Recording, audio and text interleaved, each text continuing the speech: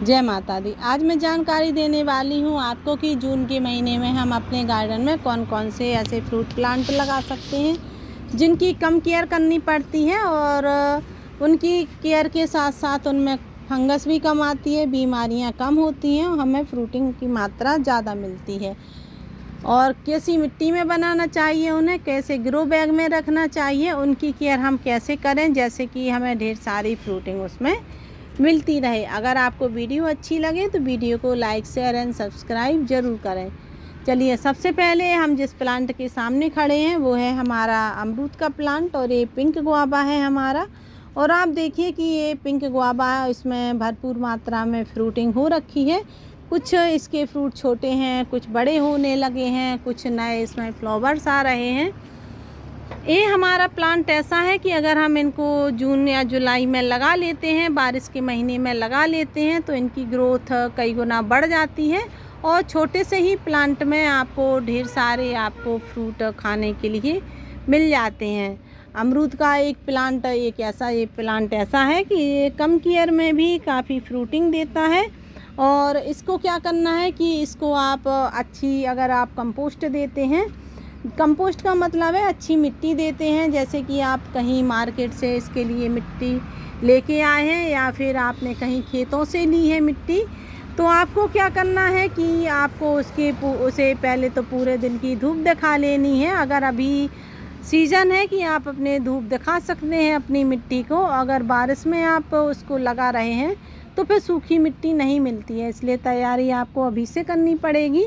तो आप मिट्टी लेकर आइए, उसे धूप दिखा लीजिए, फिर उसमें जैसे कि मैंने कई वीडियो अपनी बताई हैं कि उसमें हम मिट्टी को तैयार कैसे करें, अपनी पावरफुल मिट्टी कैसे करें, तो आप उस वीडियो में जाकर देख सकते हैं कि मैंने काफ़ी वीडियो मिट्टी पर बनाई हैं।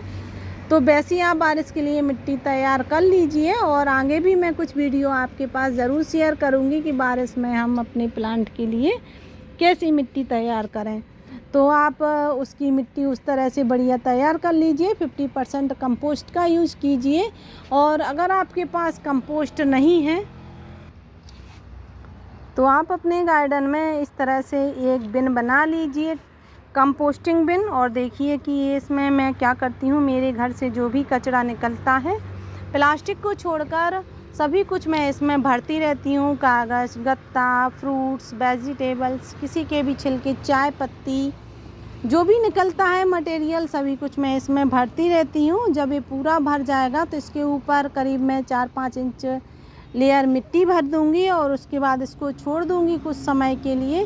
बीच बीच में भी मैं इसमें मिट्टी मिलाती रहती हूँ, जैसे कि ये करीब 5-6 इंच तक भर जाता है। जैसे कि 2 दिन का हमारा इसमें कचरा हो गया है तो फिर मैं इसमें 2 इंच करीब लेयर मिट्टी की लगा देती हूँ। उसके बाद फिर इसमें अपनी इस तरह से कचरा भर देती हूँ। तो अगर आप इस तरह से करते हैं तो आपकी कंपोस्टिंग बहुत जल्दी तैयार हो जाती है, बहुत ईज़िली हो जाती है और बिल्कुल भी मेहनत करने की ज़रूरत नहीं रहती है। तो आप इस तरह से एक कंपोस्ट बिन बना लीजिए। बारिश में बहुत जल्दी कंपोस्टिंग तैयार हो जाती है, तो आप इस तरह से कंपोस्टिंग तैयार कर सकते हैं।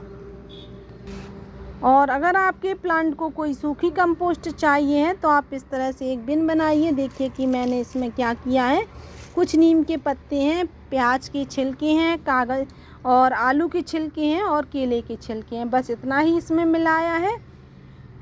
क्योंकि जो नीम के पत्ते हैं उससे हमारे प्लांट की जो मिट्टी है उसमें फंगस नहीं आएगी जब हम अपने प्लांट को सूखी कंपोस्ट देंगे। और जो आलू, प्याज और केले के हैं इनमें potash, phosphorus, calcium, iron, magnesium सभी कुछ भरपूर मात्रा में पाया जाता है।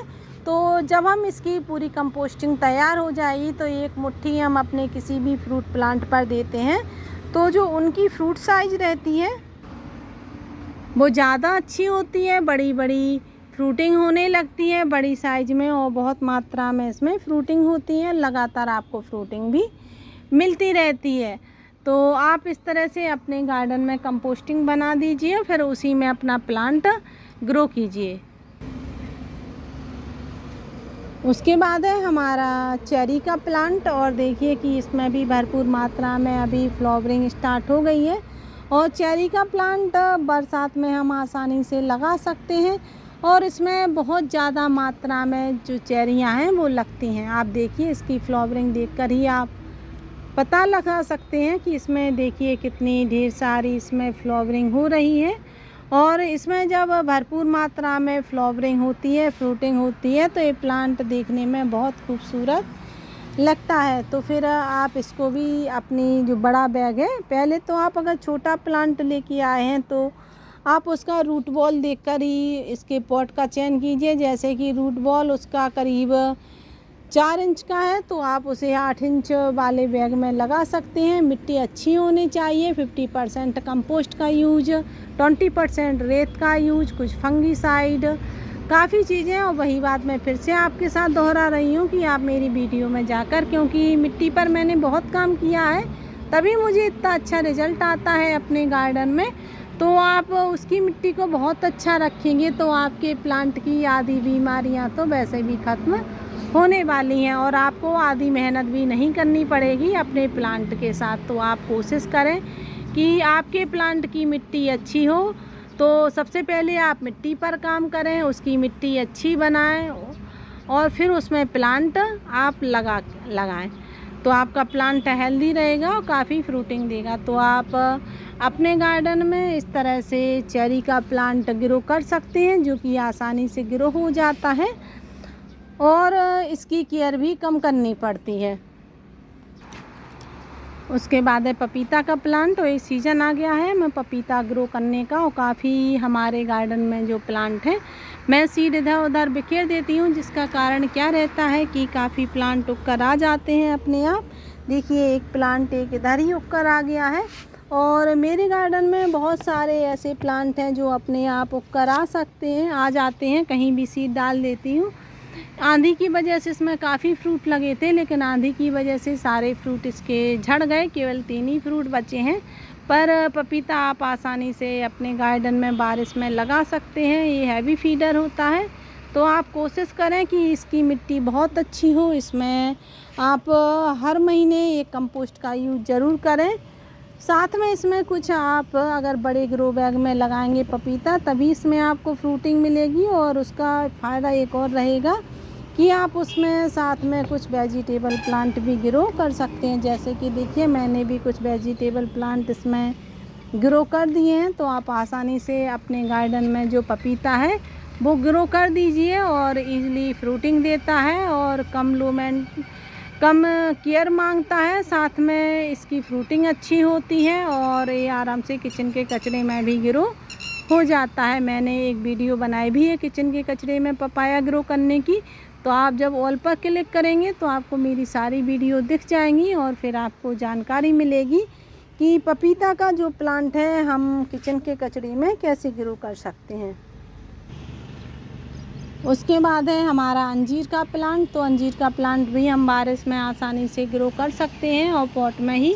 और देखिए कि इसमें ढेर सारी अंजीर लगी हैं। देखिए बहुत सारी अंजीर आने लगी हैं और आंधी की वजह से काफ़ी हमारे जो अंजीर हैं वो झड़ गई थी, लेकिन कोई बात नहीं। देखिए फिर से आना स्टार्ट हो गई हैं और ये बहुत ज़्यादा आती हैं, बंच में आती हैं। और आप देखेंगे कुछ समय बाद ये पूरा इसकी ब्रांच है वो पूरी अंजीर से भरी रहेगी।